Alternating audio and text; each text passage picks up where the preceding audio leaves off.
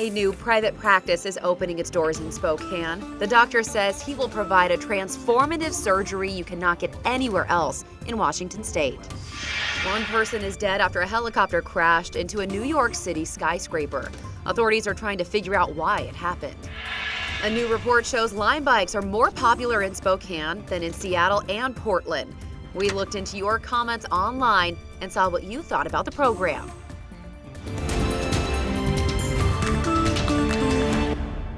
"5 a.m. on our Tuesday morning. Welcome to KREM 2 Morning News. I'm Jen York. And I'm Evan Irani. It is 5 a.m. on our Tuesday, a very special day here because it is Jen York's birthday. Oh, Happy birthday, guys. Jen. Thank you. Yes, how you feeling? I'm feeling good. I'm feeling 29. I think I said 24. Well, you're exactly right.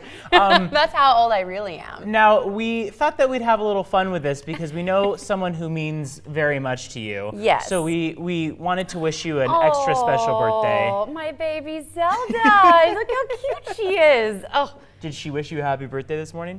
She asked for treats and then she said, "Please leave me alone." She said, "Get out." Yeah, get out. Can work. you leave now She's so I can go back to bed? She's having her friends over right now. Yes, she's having the party right now. Yes, exactly. You'll have to come a little bit later on. That's right. Well, thank you so Of course. much. Thank you to our staff as well. We're excited that you're here with us today on your birthday. Thank you, thank you. Anytime we can show Zelda on air, Yeah, right? I'm You'll here take for it. it. All right, let's get into today's headlines here at 5:01. Lime bikes and scooters hit Spokane streets about 1 month ago. Right. In that time, there has been more than 100,000 miles clocked. So the number of trips per bike or scooter has surpassed numbers from Seattle or Portland. How Pretty about impressive. that? Yeah, but that has not come without a few bumps in the road, of course. There was one injury reported the first day the program started, and there have been concerns about safety in its first month. But the city has ramped up efforts to educate riders on their guidelines. City leaders plan on hosting events to teach people how to use the scooters and give safety tips. In addition, the city will also create parking spots for the scooters downtown. The hope is that riders will stay on the street if they find that scooter parked there. And we saw this story generated a lot of buzz online. Yeah, so Angela says Lime bikes are more convenient than riding the bus for a lot of people, which definitely makes sense. Nicole said that's because there's not nearly as many bus routes that go places like in Seattle. She also mentioned the buses here are not as frequent as Seattle or Portland. Leanna Marie said, "When we were in downtown Seattle, we were walking up pretty steep sidewalks. I can imagine it'd be hard to scooter or bike up a lot of those." And we also saw a lot of you saying you are still seeing violations like parking them in handicap spaces or finding them in the river. So these are still things that the city is working to fix. And we also want to mention that the city is holding a free class tomorrow on how to use the scooters and the app. For more information, you can head to the city's Facebook page. Of course, I think one of the, it's kind of the combination of two things. One, being very happy that they're being utilized, but also thinking we need to make sure that people are using them the right way, staying off the sidewalks, all that kind of thing. And there's still news. There's some people who may not know. We should all know we aren't supposed to park those in a handicap spot. So we can be better at that. Also, let's not ruin what we have. We can't have these nice things. Exactly. We can toss them in the river. And some people have said maybe that means that there needs to be more enforcement downtown, but then at the same time you think, well, these, that may not incentivize people to use the bikes and scooters quite as much if they're fearful of being ticketed or anything like that. So, of course, something that a lot of people are weighing in on online. You can, of course, continue to do that this morning. Well, how are we shaping up outside in case anyone wants to take a scooter or bike ride around the city? The scooter ride might be a little bit more pleasant than the walk, simply because of how warm it's going to keep getting. So today we're warming up again, really making our way. We made our way yesterday right shy of that 80-degree marker. 79 degrees is where we capped out yesterday.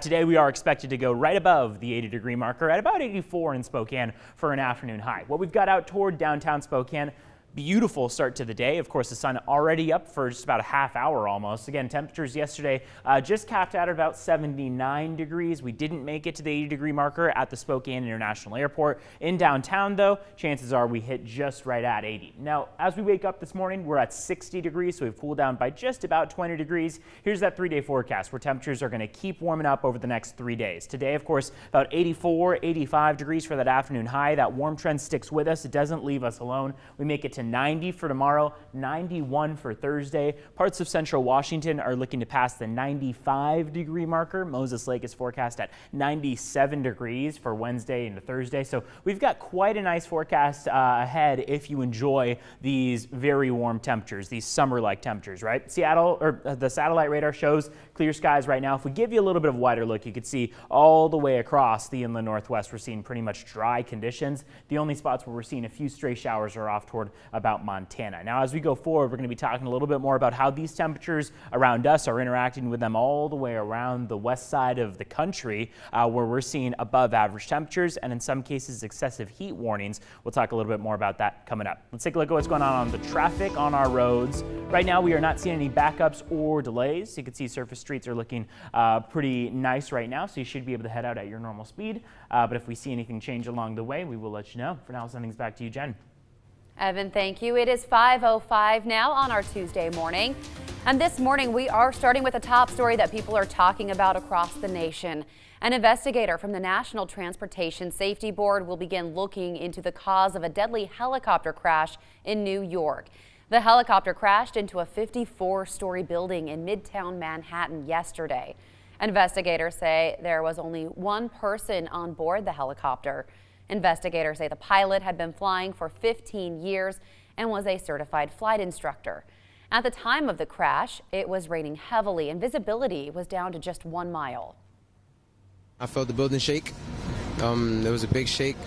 I thought something was wrong with the elevator at first. As soon as you hear an aircraft hit a building, I think my mind goes where every New Yorker's mind goes. Investigators say the aircraft was virtually incinerated. It's unclear why the pilot was in the air at all yesterday. The aircraft was traveling within heavily restricted airspace where no aircraft is allowed below 3,000 feet.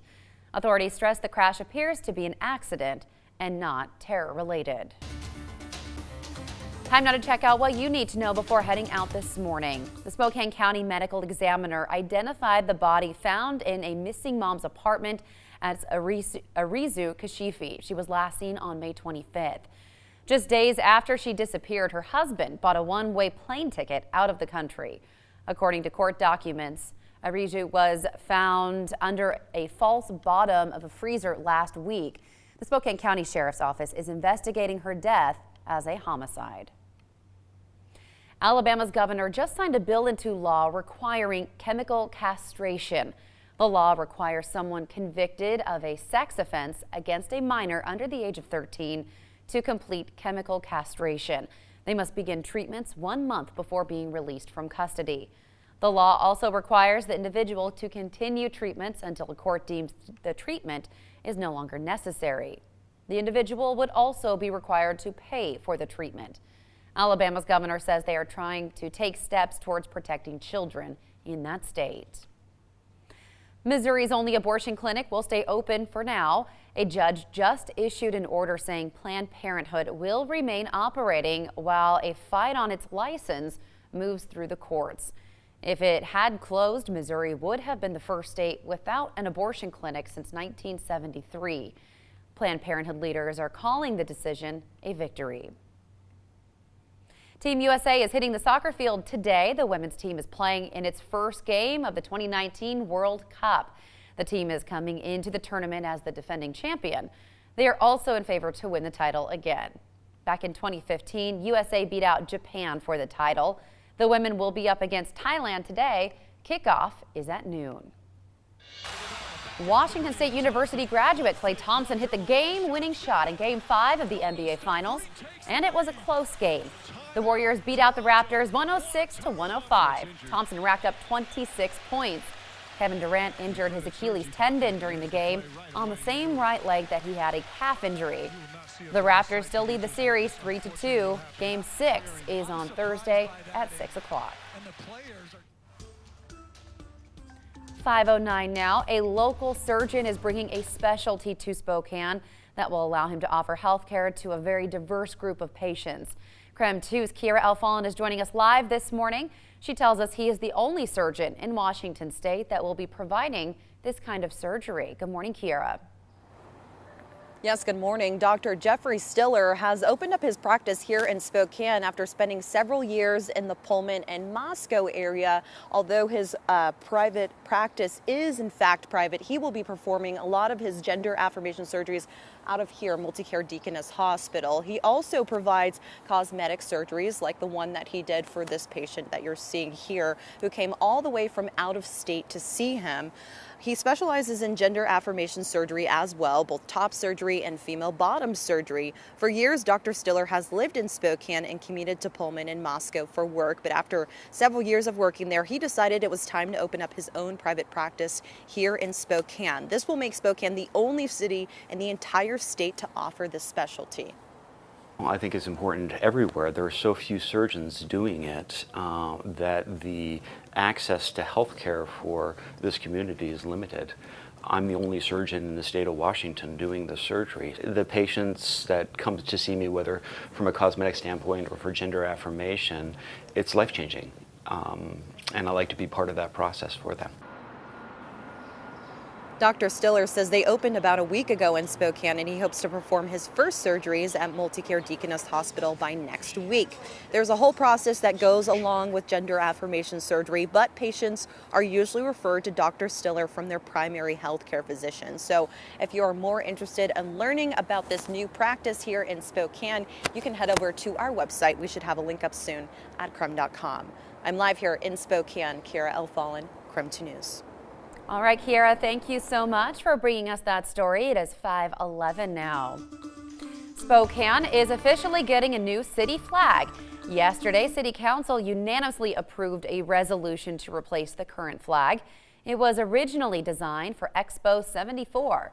Now they're looking to build a team to help design the new one.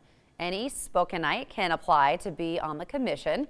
The council member behind the proposal has tattoos of city flags from places she has lived prior. Now she wants to bring the same sense of pride to Spokane. I'm just excited about the movement and energy behind it already, and I'm just really excited about where this could go and how this could drum up some pride in Spokane. Those who want to submit their ideas will be able to send them to the commission or attend monthly public meetings. The final design will be submitted to the City Council by the end of the year. A community park in West Central is closed this summer for upgrades. The park is currently overgrown. It has not had any sort of renovations done in more than 30 years. And thanks to some generous donors and a lot of community input, the park is finally going to receive some TLC this summer. Really, it's been 3 years of public engagement to this point. So really just taking what the neighborhood would like to see in the park and making it happen. Well, the Dutch Jakes Park is expected to be finished by September. It will feature several brand new structures and play areas. And coming up later, we will have more on how the park will look come this fall. It is coming up on 5:13 now on our Tuesday morning. Walmart is going the extra mile to get groceries to shoppers. Company leaders are now considering delivering all the way to your fridge. And another day of warm temperatures is on the way as there are excessive heat warnings and heat advisories really across the West Coast. We'll be talking more about what to expect as the day and the week go on after the break. I can't get Jurassic Park back online. Yeah, that's nice. Gotta go. On this day in history, the Steven Spielberg movie Jurassic Park matters now. U.S. It set off a box office weekend record of $502 million. You're watching KREM 2 Morning News.